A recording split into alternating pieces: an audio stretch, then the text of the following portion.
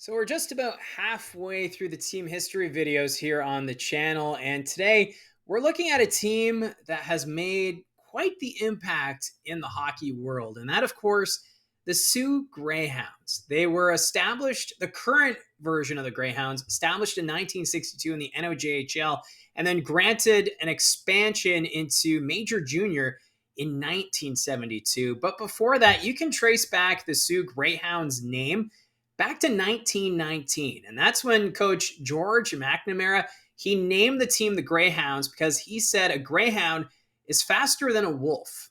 And of course, that's a knock towards the Sudbury Wolves, who are around then as well. So the rivalry between Sudbury and Sault Ste. Marie, it runs deep, and it's really unfortunate these two teams aren't in the same division, because it would be amazing if we could have Sudbury versus Sault Ste. Marie in the playoffs. But of course, that would only happen if they ended up meeting in the OHL final. But we need to see the Sudbury Wolves make a deep run again, along with the Greyhounds, to have that happen. But let's not get off topic. We're focusing on the Greyhounds here today. And for Sault Ste. Marie, like I said, they're a team that's had an impact in hockey because they're the team that drafted Wayne Gretzky. Gretzky, of course, only played one season in the Ontario Hockey League, and that was back in 1977. At the time, Gretzky wanted to wear the number 9, but it was already being used. So he settled on number 14, and he only wore that number for a few games. And it didn't seem right to him, and the coach at the time suggested, why not wear number 99? Because two nines are better than one. And the rest is history, because Wayne Gretzky, of course, would wear number 99 for the rest of his hockey career. The number retired at the National Hockey League level for all his milestones there. So that number 99 started in Sault Ste. Marie. And for Gretzky, in his one season, he set a franchise record for points in a season. He ended up with 70 goals, 112 assists, 182 points. So just sensational what Wayne Gretzky was able to do when he played for the Soo Greyhounds. Now let's take a look at the players that make up the top scorers in franchise history. And it's pretty remarkable just how high the point totals are in the franchise history for the Greyhounds. And it all starts with Wayne Gretzky. He had 187 goals, 290 assists, 477 points during his time as a Greyhound. And then you have Mike Oliverio, 153 goals, 237 assists, 390 points. That's second overall in the franchise. Morgan Frost, he is third right now, 106 goals, 204 assists, 310 points during his time with the Sioux. Fourth is Tyler Larder, 107 goals, 190 assists, 297 points. Then you have Richard Uniacke. He is fifth overall with 127 goals, 167 assists, 294 points. Nick Cousins, he's right now sixth, 102 goals, 189 assists, 291 points. Chris Felix comes in seventh overall in franchise history with 79 goals, 198 assists, 277 points. Colin Miller, eighth overall in franchise history, 88 goals, 179 assists, 267 points. And then you have Ralph Intranuvo. He is 106 goals, 152 assists, 258 points. Remarkable from him. That's ninth overall. And then rounding up the top 10 in points is Jarrett Reed.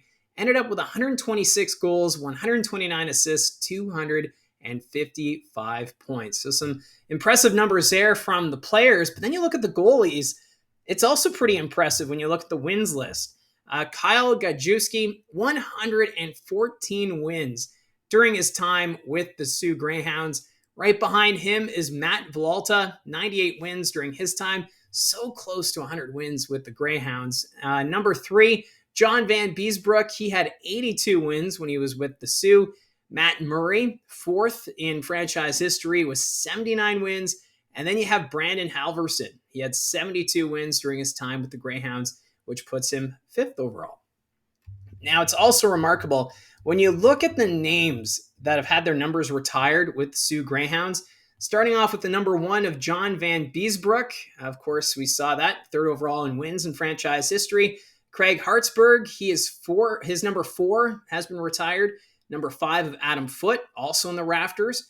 Ron Francis is number 10, retired as well. Joe Thornton, he had his number 19 retired this past season, Jumbo Joe.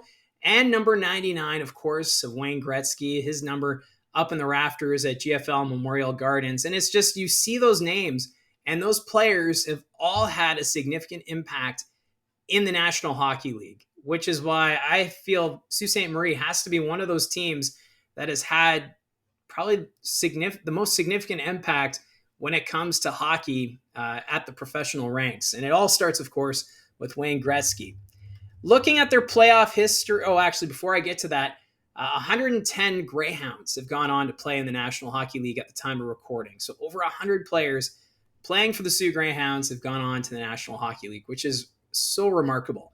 Now, before we look at the playoff history, I also just wanted to mention how Sault Ste. Marie, they were dominant during the 80s and early 90s, and that included 3 straight OHL championship appearances. They won the OHL title in 91 and 92, and then in 1993, they didn't win the OHL championship, but they did win the Memorial Cup in 1993. So impressive to see them at 3 straight Memorial Cup tournaments. It's just something you don't see often in the Canadian Hockey League. So a great mark there from the Soo Greyhounds. So I'm going to look back at their playoff history. I'm only going back to 2000, so this does not include some of their amazing runs over the decades.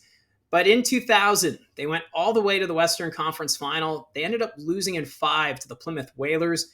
After that, though, missed the playoffs in 2001, which typically happens. You have a deep playoff run, and then the following year, you kind of have a drop-off where it's a bit of a rebuild. So that's what happened with the Greyhounds there in the early 2000s. 2002, first-round exit against the Windsor Spitfires. That was in 6 games. In 2003, another first-round exit, this time to Kitchener in 4 games. 2004, missed the playoffs again. So that's 2 years that they missed the playoffs out of 5 to start the 2000s. In 2005, another first-round exit, this time to Windsor in 7 games. 2006, a first-round exit to London. That was in 4 games.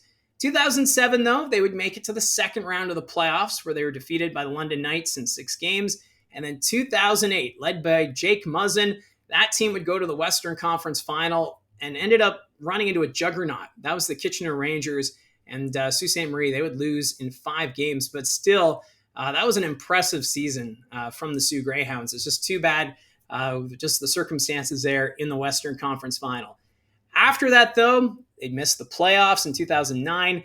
2010 ended up losing the first round to the Plymouth Whalers, and then 2011 and 2012, they missed the playoffs. So 3 out of 4 seasons there, no playoff hockey in Sault Ste. Marie, which is kind of unheard of with the deep history of this Greyhounds team. I remember during that time, fans were being very vocal. They wanted change from the top down. They wanted a new head coach, new management. And it makes sense when you look at what this team's been able to do in the past. Eventually, they would get that change. Of course, I believe it was Danny Lambert was the head coach at the time. He ended up being moved out. And Sault Ste. Marie would start to turn things around. 2013, back in the playoffs, but were knocked out in the first round by the Owen Sound Attack in 6 games. In 2014, knocked out in the second round, this time by the Erie Otters in 4. In 2015, they would make it to the Western Conference Final, where they would lose to Connor McDavid and the Erie Otters. That was in 6 games. Quite the rivalry during this time between Sault Ste. Marie and Erie. It's amazing that they're in the same division considering the distance. It's about an 8-hour bus ride, if I'm not mistaken, between the Soo Greyhounds and the Erie Otters, and they just kept going back and forth. It was an intense series, but they made it work. They would meet again in the playoffs after that in 2016. Erie would get the better of Sault Ste. Marie in 5 games. So 3 straight years where Sault Ste. Marie was knocked out by the Erie Otters. 2017, they would go to the second round again, this time knocked out by Owen Sound. That was in 6 games. But in 2018, they would make it all the way to the OHL Championship, where they ended up losing to the Hamilton Bulldogs. That was in 6 games. Great run for Sault Ste. Marie. It just seems like the gas ran out in their tank, and the Hamilton Bulldogs just got the upper hand in that series. But it was quite the battle there between the Greyhounds and the Bulldogs back in 2018. In 2019, though, the Greyhounds, they would go all the way to the second round of the playoffs, knocked out by the Saginaw Spirit in 6 games. And then, of course, COVID knocked out 2020 and 2021's playoffs. 2022 would be back, and the Greyhounds, second round, but were defeated by the Flint Firebirds. That was in 5 games. 2023, not able to make the playoffs, but they did put in a bid to host the Memorial Cup. And of course, Saginaw would end up winning that bid. And the Greyhounds had a very competitive season this past year. They chased Saginaw right up until the bitter end for top spot in that West Division. And wouldn't you know, those two teams would meet in the second round of the playoffs. It was a classic series going back and forth, but Saginaw would defeat the Soo Greyhounds in 7 games. But my, oh my, what a series that was. And for the Greyhounds, this is a franchise I think that's on good footing. I do believe this team should host the Memorial Cup sooner rather than later. The GFL Memorial Gardens, a beautiful facility, and they've also brought over history from their previous arena, the Memorial Gardens. They brought in the stained glass. You can find that at one end of the rink, along with the carving of an angel that's also with the stained glass at the one end of the rink. It's a nice touch. Plus, there's also a lighthouse outside the arena that shines red on Greyhound game days. It's just touches like that are quite awesome to see. And Greyhound fans, so passionate, yet so friendly when visitor fans make that trip to the Sault Ste. Marie. They're very welcoming. They're inviting. I've done that trip quite a few times, and I've never had a bad run-in with a fan from Sault Ste. Marie. The Greyhounds, this is just such a special organization, and that's why I feel they deserve to host the Memorial Cup. This organization puts in the work.